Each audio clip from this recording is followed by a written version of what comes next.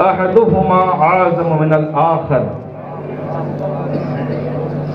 صدق رسوله النبی الامین المتین المبین الکریم۔ جسے فضول سمجھ کر بجھا دیا تو نے، جسے فضول سمجھ کر بجھا دیا تو نے، وہی چراغ جلاؤ تو روشنی ہوگی۔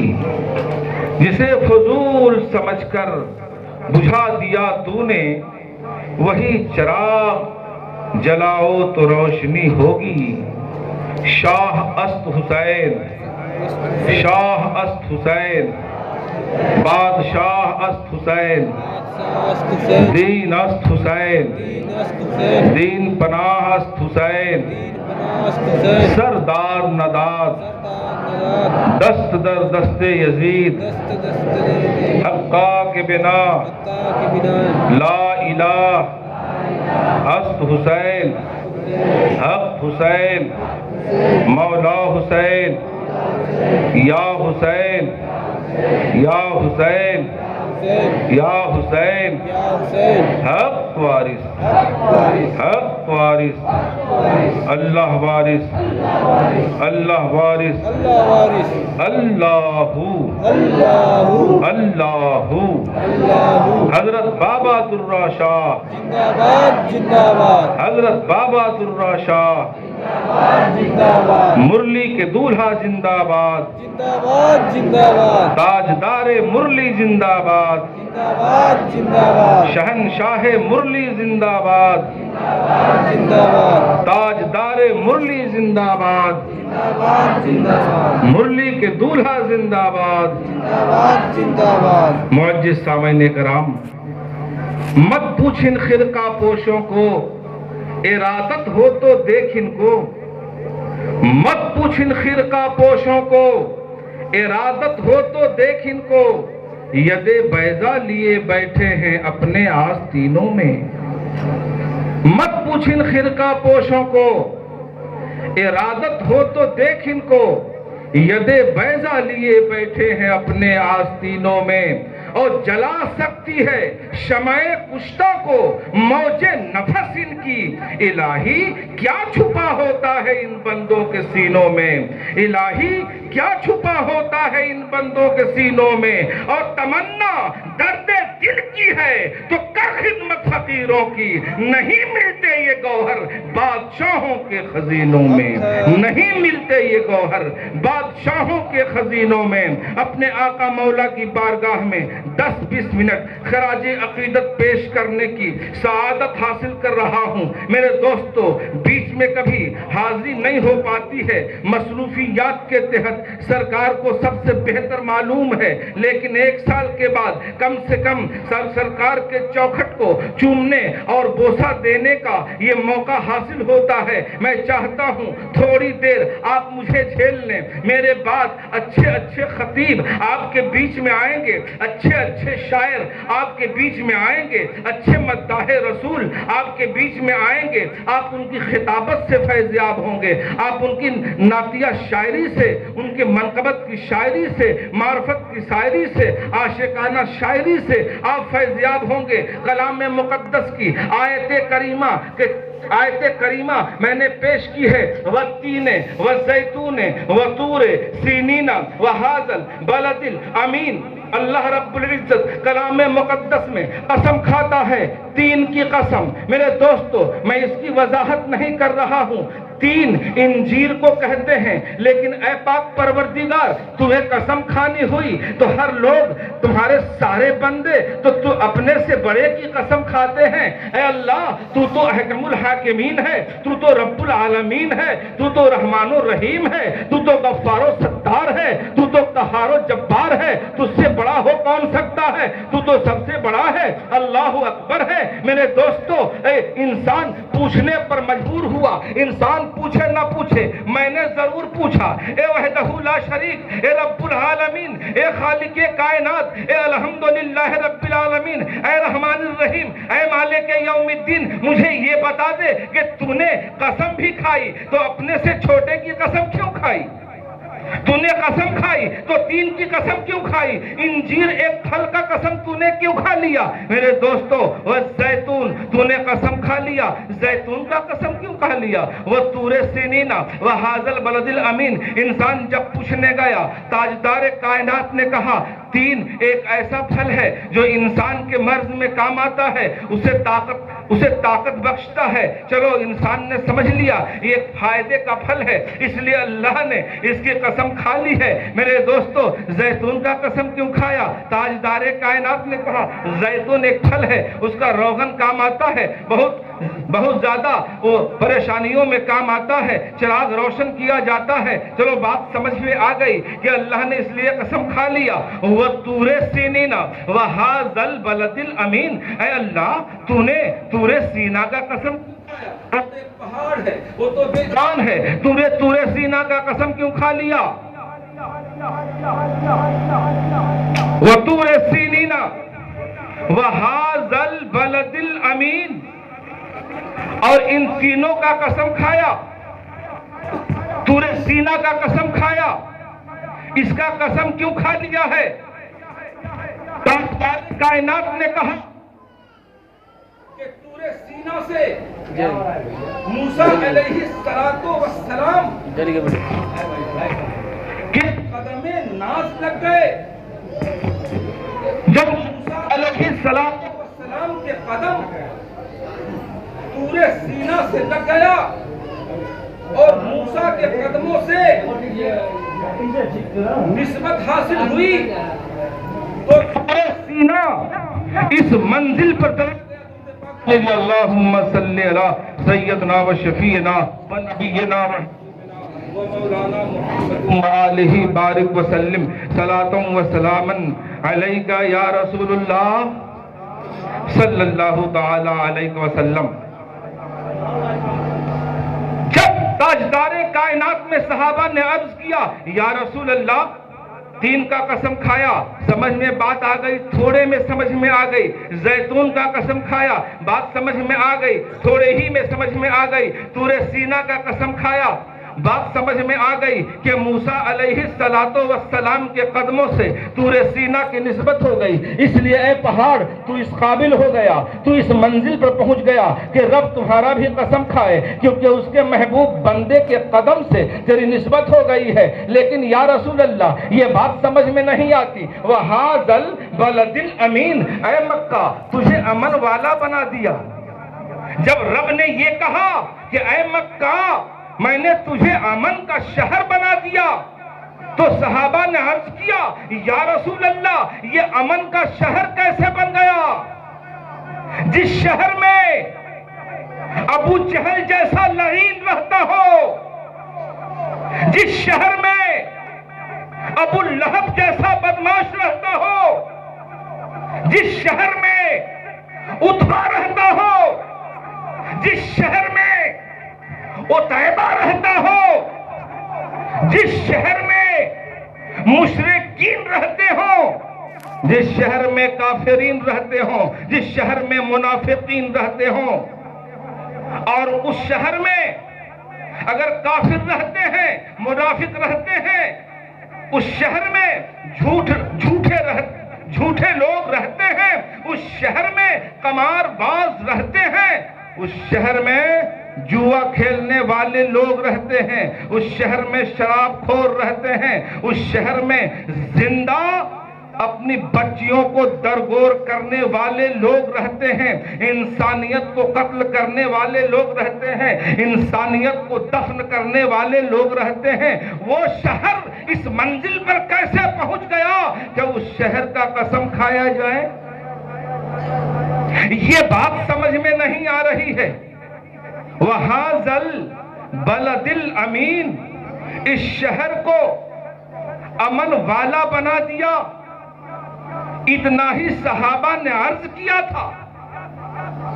توجہ چاہتا ہوں اور خصوصی علماء کی توجہ بھی چاہتا ہوں کہ ادھر صحابہ نے عرض کیا یا رسول اللہ یہ شہر اس قابل نہیں، جس شہر میں ظالم رہتے ہوں اس کا بھی قسم کھایا جائے۔ یہ شہر اس قابل نہیں جس شہر میں دجال رہتے ہوں اس شہر کا قسم کھایا جائے، یہ شہر اس قابل نہیں۔ جس شہر میں ظالم رہتے ہوں اس شہر کا قسم کھا کر کچھ بات کہی جائے، وہ شہر اس قابل نہیں۔ جس شہر میں قمار باز رہتے ہوں اور پھر اس شہر کا قسم کھایا جائے، کیا جس شہر میں زناکار رہتے ہوں وہ شہر اس قابل نہیں کہ اس شہر کا قسم کھایا جائے اور اپنی بات ٹھوس بنائی جائے، اپنی بات کہی جائے۔ اللہ رب العزت کی طرف سے آیت کریمہ بارگاہ رسالت میں نازل ہوتی ہے۔ تاجدار کائنات فرماتے ہیں، اے صحابیو سنو، ابھی آیت کریمہ یوں نازل ہوئی، لا اقسم بہذا البلد وانت حل بہذا البلد ووالد وما ولد۔ پوری توجہ چاہتا ہوں آپ حضرات کا کہ صحابہ نے رسول کی بارگاہ میں پوچھا، تین کی قسم کھایا، سمجھ میں بات آ گئی، زیتون کا قسم کھایا، سمجھ میں بات آ گئی، طور سینا کا قسم کھایا، سمجھ میں بات آ گئی، لیکن وہذا البلد الامین، مکہ جیسے ظالموں کے شہر کو امن کا شہر بنا دیا، بات سمجھ میں نہیں آئی۔ تاجدار کائنات نے کہا، سنو سنو، آیت کریمہ نازل ہو رہی ہے۔ اللہ رب العزت ارشاد فرماتا ہے، لا اقسم بہذا البلد، ہرگز ہرگز میں اس شہر کا قسم نہیں کھاتا، لیکن کیا کروں اے میرے محبوب، وانت حل بہذا البلد، آپ جو اس شہر میں رہتے ہیں۔ لگاؤ بھائی پر یا علی یا علی، زندہ باد زندہ باد، زندہ باد زندہ باد، زندہ باد۔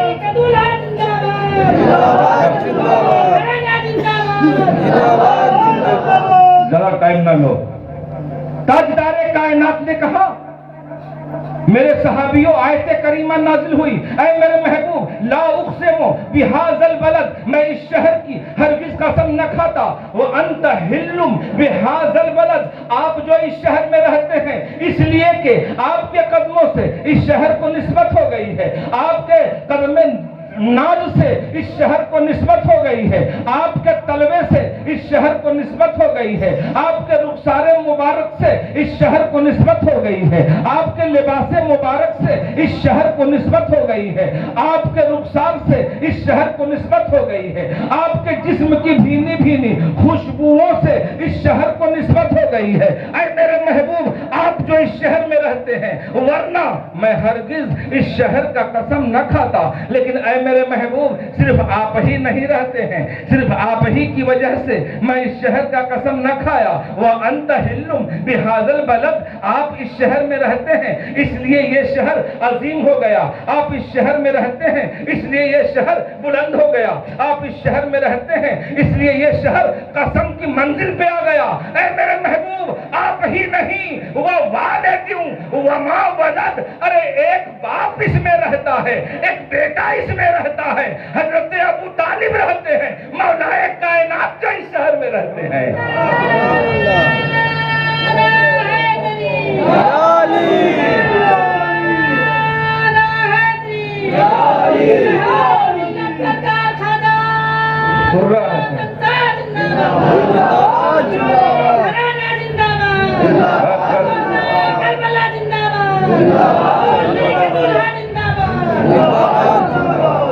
میرے محبوب آپ جو اس شہر میں رہتے ہیں صرف آپ ہی نہیں رہتے، وہ والد، ایک والد اس شہر میں رہتا ہے، وہ ماں ولد، اور ایک ولد، ایک بیٹا اس شہر میں رہتا ہے۔ ارے یہ تین شخصیات اتنی عظیم شخصیات ہیں کہ ان کے قدم جہاں پڑ جائیں، ان کے رخسار کی ہوا جہاں لگ جائے، ان کے جسم کی بھینی بھینی خوشبو جہاں پھیل جائے، وہ شہر قسم کی منزل پر ہوتا ہے۔ میرے دوستو، مفسر کیا کہتے ہیں، تفسیر کیا کہتی ہے، لوگ کیا کہتے ہیں، لوگوں نے کیا سمجھا، ہم نے تو یہی سمجھا کہ آپ جو اس شہر میں رہتے ہیں، ایک والد اس شہر میں رہتے ہیں، ایک ولد اس شہر میں رہتا ہے، ایک باپ اس شہر میں رہتا ہے، ایک بیٹا اس شہر میں رہتا ہے، اس لیے مکہ سرزمین قسم کی منزل پہ ہو گیا۔ میرے دوستو، سن 6 ہجری آتا ہے، حضرت مولائے کائنات مولا علی علیہ السلام خیبر کے میدان میں ہیں،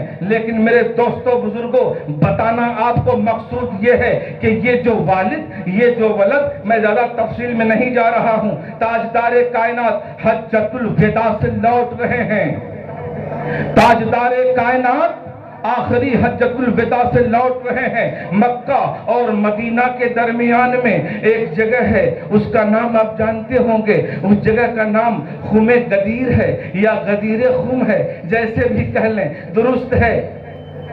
میرے آقا جو آگے صحابہ نکل گئے انہیں بلا لیا، جو صحابہ پیچھے رہ گئے انہیں بھی بلا لیا۔ میں بتانا یہ چاہ رہا ہوں، یہ بچہ کتنا عظمت والا ہے، یہ مقام علی کیا ہے، جس منزل پر، جس جگہ پہ آپ بیٹھے ہیں، یہ مقام کس کا ہے، جس کا قسم خدا خود قرآن میں کھا رہا ہے۔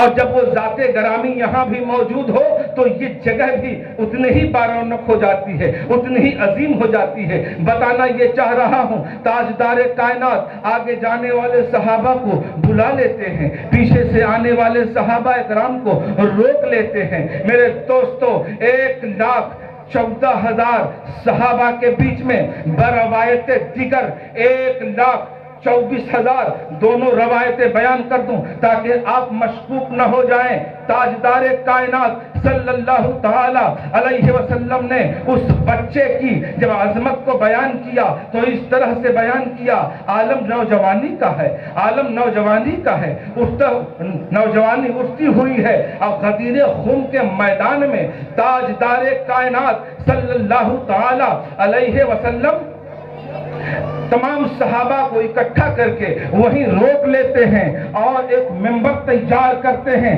اس ممبر پہ سرور کونین چڑھ جاتے ہیں اور چڑھنے کے بعد مولائے کائنات کو بلاتے ہیں، مولائے کائنات کو بلاتے ہیں، اور بلا کر کے تاجدار کائنات نے علی علیہ السلام کو اپنے دونوں ہاتھوں سے اٹھا کر بلند کرتے ہیں۔ راوی اور روایت یہ کہتی ہے سرکار کے بغل کی سفیدی نظر آ گئی۔ صحابہ جو 1,24,000 تھے، دکھانا جو سب کو تھا تاکہ منافقوں کے چہرے میں کالک لگ جائے۔ کل کا منافق اگر یہ کہے کہ علی سے نبی کے بعد کوئی بڑا ہے تو غدیر خم بتا دینا کہ نبی اکرم نے مولائے کائنات کو دونوں ہاتھوں پہ اٹھا کر کہا، من کنتو مولا ہو فہذا علی مولا، جس کا مولا میں ہوں اس کا مولا یہ علی ہے۔ جب تاجدار کائنات نے اٹھا کر اعلان کیا، 1,24,000 صحابہ سرکار کے ساتھ حج کر کے لوٹ رہے تھے۔ جس طرح اس محفل میں بیٹھنے والے سب عاشق سرکار درہ شاہ ہیں، لیکن ہر دور میں یہ رہا کہ جب نبی کی مجلس میں منافق تھے تو آج ایسا نہیں ہو سکتا کہ اور کسی محفل میں منافق نہ ہو۔ ہر دور میں منافق رہا اور روز اول سے منافق رہا، اس لیے کہ اگر منافق نہ ہوتے تو قرآن میں پوری سورت منافقون کیوں نازل ہوتا؟ قرآن میں سورہ منافقون کیوں نازل ہوتا؟ تاجدار کائنات نے اٹھا کر اعلان کیا، من کنتو مولا ہو فہذا علی مولا ہو، میں جس کا مولا ہوں اس کا یہ علی مولا ہے، میں جس کا ولی ہوں اس کا یہ علی ولی ہے۔ جب میرے آقا مولا نے اعلان کیا، ایک شخص اسی 1,24,000 میں سے باہر آتا ہے، ایک شخص، پوری توجہ چاہتا ہوں، ایک شخص اس پورے مجمع سے باہر آتا ہے، اپنے گھوڑے پہ سوار ہوتا ہے، نبی کے پاس پہنچتا ہے اور کہتا ہے اے محمد صلی اللہ علیہ وسلم، اپنی مرضی سے بیان کیے ہو کہ اللہ کی مرضی سے بیان کیے؟ وہی منافق تھا جو پوچھا. منافق کا نام تھا، نام بھی یاد کر لیجئے گا، حارث ابن نعمان فہری. نام حارث تھا، نعمان کا بیٹا تھا، فہری قبیلے کا تھا. باہر نکلتا ہے اور کہتا ہے اے محمد ابن عبداللہ، اپنی مرضی سے بیان کیے کہ اللہ کی مرضی سے؟ میرے دوستو بزرگوں، منافق نکلا، سوال کیا، آپ نے اپنی مرضی سے بیان کیا کہ اللہ کی مرضی سے بیان کیا؟ ابھی اسے یقین نہ تھا کہ نبی جو کچھ کہتا ہے قرآن نے پہلے کہہ دیا ہے. میرے نبی نے کہا 22 سال سے میری صحبت میں رہتے ہو، پتہ نہیں ہے کلام مقدس کیا فرماتا ہے؟ وَالنَّجْمِ إِذَا هَوَىٰ مَا ضَلَّ صَاحِبُكُمْ وَمَا غَوَىٰ وَمَا يَنطِقُ عَنِ الْهَوَىٰ إِنْ هُوَ إِلَّا وَحْيٌ يُوحَىٰ. وَالنَّجْمِ إِذَا هَوَىٰ، تمہارے پاس یہ جو ستارہ آیا، مَا ضَلَّ صَاحِبُكُمْ وَمَا غَوَىٰ، مفسرین نے وَالنَّجْمِ إِذَا هَوَىٰ سے تاجدار کائنات کی ذات کو مراد کیا ہے. مَا ضَلَّ، اگلی آیت اس بات کی گواہی ہے، مَا ضَلَّ صَاحِبُكُمْ، یہ جو ہے گمراہ نہیں ہے. یہ جو تمہارے صاحب ہیں، یہ جو تمہارے محبوب ہیں، یہ گمراہ نہیں ہیں. وَمَا يَنطِقُ عَنِ الْهَوَىٰ، یہ اپنی مرضی سے کچھ نہیں کہتے، یہ اپنی مرضی سے کچھ نہیں کہتے. وَمَا يَنطِقُ عَنِ الْهَوَىٰ إِنْ هُوَ إِلَّا وَحْيٌ يُوحَىٰ، جب وحی ہوتی ہے، جو وحی ہوتی ہے، جس وقت وحی ہوتی ہے یہ اسی وقت وحی کہتے ہیں. جس وقت وحی ہوتی ہے یہ اس وقت وحی کہتے ہیں. جس وقت وحی آتی ہے، جیسی وحی آتی ہے یہ ویسے ہی کہتے ہیں. نبی اکرم نے فرمایا 22 سال تک تم میرے ساتھ رہا، تمہیں یقین نہیں کہ جو میں کہتا ہوں اللہ کی رضا سے کہتا ہوں، اس کی رضا میں کہتا ہوں، حکم سے کہتا ہوں؟ میرے دوستو، یہ آواز جب اس نے سنا، نبی نے کہہ دیا وَمَا يَنطِقُ عَنِ الْهَوَىٰ إِنْ هُوَ إِلَّا وَحْيٌ يُوحَىٰ. مولانا صاحب دیکھیے گا، ترجمہ دیکھیے گا، ایک ترجمہ اور کر رہا ہوں اور غلط نہیں ہوگا. وَمَا يَنطِقُ عَنِ الْهَوَىٰ، یہ اپنی مرضی سے کچھ نہیں کہتے، یہ جو کچھ بھی کہتے ہیں. وَمَا يَنطِقُ، یہ جو کچھ بھی کہتے ہیں اپنی مرضی سے نہیں کہتے. وَمَا يَنطِقُ عَنِ الْهَوَىٰ إِنْ هُوَ إِلَّا وَحْيٌ يُوحَىٰ، یہ جو کچھ بھی کہتے ہیں وہی بن جاتی ہے. یہ جو کچھ بھی کہتے ہیں وہ وہی بن جاتی ہے. تو میرے نبی نے کہا ہے من کنتو مولا ہو فہذا علی مولا ہو. میرے نبی نے ثبوت دے دیا. میرے دوستو، میں ثبوت کی طرف نہیں جا رہا ہوں. میرے نبی نے کہا کہ تمہیں 22 سال تک میرے ساتھ رہتے ہوا کیا تم نے نہیں جانا کہ میں جو کچھ بھی کہتا ہوں یا تو خدا کی طرف سے کہتا ہوں یا جو کچھ بھی کہتا ہوں وہی خدا کہتا ہے. میرے دوستو بزرگوں، میرے آقا نے ثبوت تو دے دیا، یا ایھا الرسول بلغ ما انزل الیک من ربک وان لم تفعل فما بلغت رسالتہ. میرے سرکار نے ثبوت تو دے دی کہ یہ اللہ کا حکم ہے کہ میں سب کچھ پہنچا دوں. اگر یہ نہیں پہنچاتا تو میری رسالت بھی خطرے میں تھی. اگر علی کی ولایت نہ پہنچاتا، جس کے صدقے میں مکہ جیسا شہر بھی عظیم ہو گیا، تو مکہ جیسا شہر جو عظمت پا لیا ہے، اللہ اس کی قسم کھا رہا ہے، اگر یہ بچہ اور اس کی ولایت کا میں اظہار نہ کرتا تو میری رسالت مکمل نہ ہوتی۔ لہذا نبی نے اعلان کر دیا، لیکن حارث بن نعمان فہری نے نبی کی یہ باتیں سن کر مجمع سے کچھ دور گیا، اپنے گھوڑے کو لے کر کچھ دور گیا اور کہا کہ اے اللہ، اگر محمد اپنے قول میں سچے ہیں تو مجھ پر عذاب نازل کر۔ حارث نے یہ کہا، اے اللہ، اگر محمد اپنے، ابھی اسے شک ہے، کسے شک ہے؟ حاجی صاحب کو، جو نبی کے ساتھ حج کر کے آ رہے تھے۔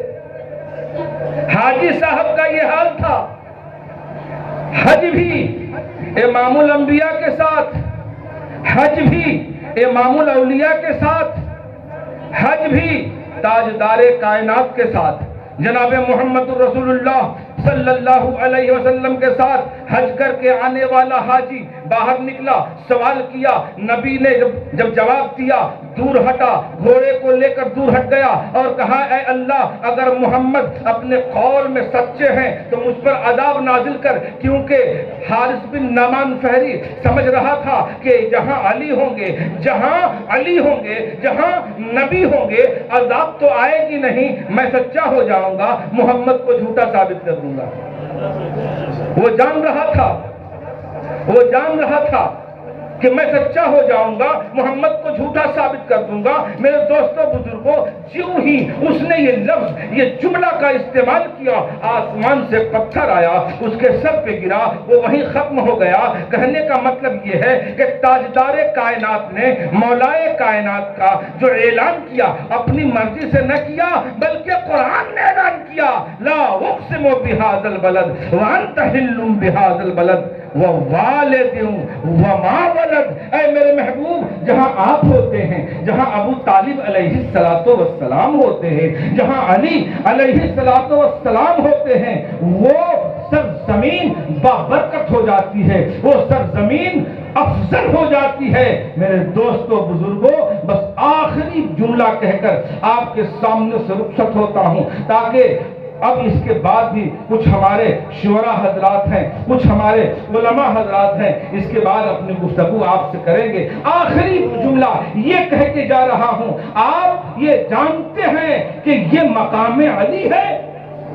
سرکار درہ حسن شاہ وارث عالم پناہ کا یہ در مقام علی ہے۔ میرے دوستو، علی کا منصب وہ ہے، علی کی منزل وہ ہے کہ جس جگہ علی ہوتا ہے وہ جگہ بعزت ہوتی ہے، بارونق ہوتی ہے۔ وہ منزل، وہ اس منصب کے تحت وہ سرزمین بارونق ہوتی ہے، وہ سرزمین افضل ہوتی ہے۔ میرے دوستو بزرگوں، تاجدار کائنات صلی اللہ تعالی علیہ وسلم کی بارگاہ میں منافق آیا، منافق تو ختم ہو گیا، منافق تو جل گیا، منافق تو مر گیا، لیکن میرے دوستو اس کی جماعت آج بھی روئے زمین پر موجود ہے۔ لہذا کبھی بھی اگر علی علیہ السلام کی شان میں اور علی کی عظمتوں میں کسی طرح کی کوئی بے ادبی کرے اور آپ کو بتانے کی کوشش کرے، میرے دوستوں، کبھی اس کو آپ قبول نہ کریں اور کبھی بھی آپ اسے نہ مانیں۔ تاجدار کائنات صلی اللہ تعالی علیہ وسلم نے فرمایا کہ اللہ اور علی میں، اللہ اور علی میں یہ معاہدہ ہے، اللہ اور علی میں یہ معاہدہ ہے کہ اے علی، میرے دشمن کو تو مارے گا اور تیرے دشمن کو میں ماروں گا، میرے دشمن کو تو مارے گا اور تیرے دشمن کو میں ماروں گا۔ لہذا علی خیبر میں اللہ اور رسول کے دشمن کو مار رہے تھے، اور غدیر کے میدان میں جب علی کا دشمن آیا تو خدا مار رہا تھا۔ میرے دوستو، اس لیے علی کا دشمن نہ بننا۔ چند شعر پیش کر رہا ہوں، بطور خاص سماعت فرمائیں۔